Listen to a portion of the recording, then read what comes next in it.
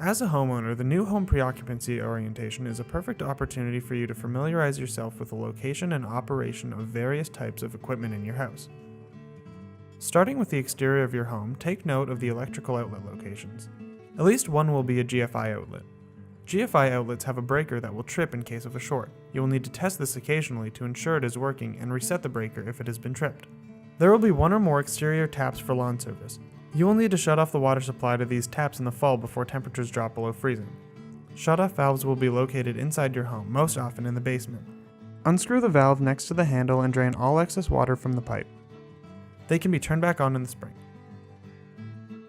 You will notice several air vents or intakes outside. These are connected to your dryer, water heater, HRV system, furnace, or other equipment inside your home.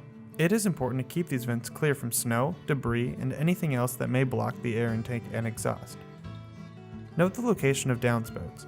Lower these extensions during months where rain is possible and raise them during winter months.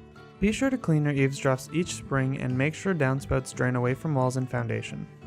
The sump discharge hose should be positioned to take advantage of your yard grading so water discharge flows away from your foundation.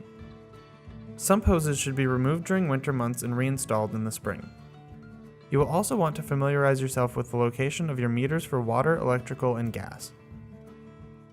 Moving inside the home, you will find your basement houses a majority of your mechanical equipment. This includes your furnace, hot water tank, HRV system, humidifier if you have one, and sump pump. It is important to know the location of these and also gain a basic understanding of their function, operation, and maintenance, including changing filters, adjusting settings, and using their control panel if they have one. Some of your control panels will be located on the main floor elsewhere in the house. Familiarize yourself with locations and operation. For your thermostat, it is important to verify the date and time are correct. Then program your temperature settings to fit your schedule and lifestyle. Your HRV should be set to an intermittent auto setting and turned off in the spring and summer as a general rule. You will still want to monitor your environment inside and outside your home and adjust the settings accordingly. If you have a humidifier, verify the setting is appropriate for the season. You will need to adjust between winter and summer as outside temperature has a huge impact on humidity levels.